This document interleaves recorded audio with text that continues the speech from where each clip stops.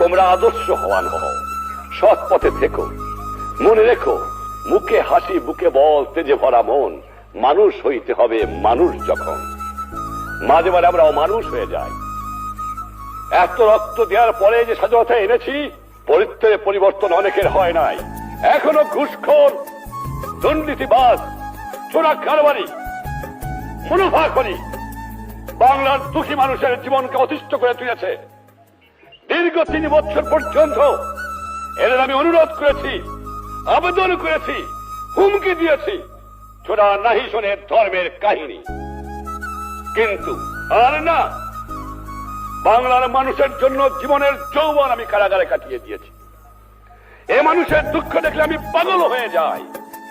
কাল যখন আমি আসতেছিলাম ঢাকা থেকে, এত দুঃখের মধ্যে না খেয়ে কষ্ট পেয়েছে, গায়ে কাপড় নাই, কত অসুবিধার মধ্যে বাস করতেছে। হাজার হাজার লক্ষ লক্ষ লোক দুপাশে দাঁড়িয়ে আছে আমাকে দেখবার জন্য। আমি মাঝে মাঝে প্রশ্ন করি, তোমরা আমাকে এত ভালোবাসো কেন? কিন্তু সেই দুঃখী মানুষ দিন ভরে পরিশ্রম করে, তাদের গায়ে কাপড় নাই, তাদের পেটে খাবার নাই, তাদের বাসস্থানে বন্দোবস্ত নাই, লক্ষ লক্ষ বেকার। পাকিস্তানিরা সর্বস্ব লুট করে নিয়ে গেছে, কাগজ ছাড়া আমার কাছে জন্য কিছু রেখে যায় নাই। বিদেশ থেকে ভিক্ষা করে আমাকে আনতে হয়। আর এই চোরের দল আমার দুঃখী মানুষের সর্বনাশ করে বা লুটতরাজ করে খায়।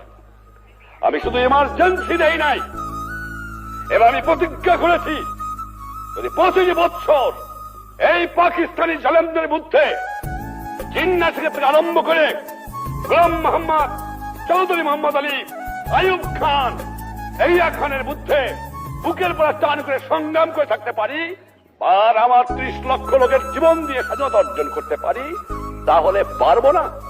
নিশ্চয়ই ইনশাআল্লাহ পারবো। এই বাংলার মাটির থেকে এই দুর্নীতিবাদ, এই ঘুষখোর, এই মুনাফাখোরি, এই চোরাচালানকে নির্মূল করতে হবে। আমিও প্রতিজ্ঞা নিয়েছি, তোমরাও প্রতিজ্ঞা নাও, বাংলার জনগণ প্রতিজ্ঞা গ্রহণ করুন। আর না, অসহ্য সীমা হারিয়ে ফেলেছি। এই জন্য জীবনের যৌবন নষ্ট করি নাই, এই জন্য শহীদরা রক্ত দিয়ে যায় নাই যে কয়েকটা চোরা কারবারি, মুনাফাখোর, ঘুষখোর দেশের সম্পদ বাইরে করে দিয়ে আসে, জিনিসের দাম কুদাম করে মানুষকে না খাওয়া মারে। উৎখাত করতে হবে বাংলার বুকের থেকে এদের। দেখি কতটা টিকতে পারে। চোরের শক্তি বেশি না ইমানদারের শক্তি, সেইটাই যেমন প্রমাণ হয়ে যাবে। অন্যায়ের বুক কাছে কোনদিন মাথা নত করি নাই। বারবার পাকিস্তানি আমাকে ফাঁসিতে চেয়েছে, বারবার বুক টান করে আমি দাঁড়িয়ে রয়েছি, কারণ আল্লাহ আমার সহায় ছিল, বাংলার জনগণের আমার দোয়া ছিল, এখনো সেই দোয়া আছে। ইনশাআল্লাহ তোমাদের সাহায্য, তোমাদের সহানুভূতি, তোমাদের কাজ, দেশের জনগণের ভালোবাসা আর ইমানদার মানুষের সহযোগিতায় এই দুষ্কৃতিকারীদের নির্মূল করতে হবে। তোমরা আদর্শবান হও, সৎ পথে থেকো। মনে রেখো, মুখে হাসি বুকে বল, তেজে ভরা মন। মানুষ হইতে হবে মানুষ যখন। মাঝে মাঝে আমরা অমানুষ হয়ে যাই।